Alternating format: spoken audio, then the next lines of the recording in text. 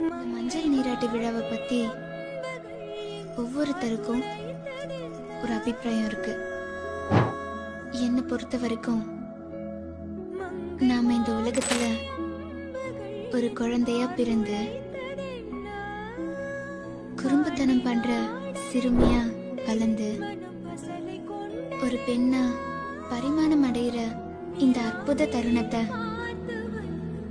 நம்ம கலாச்சாரம் நம்மளை பக்குவப்படுத்தி அழகுபடுத்தி சீர்படுத்தி நமக்கு கொடுக்கிற முதல் மரியாதை தான் இந்த மஞ்சள் நீராட்டு விழா.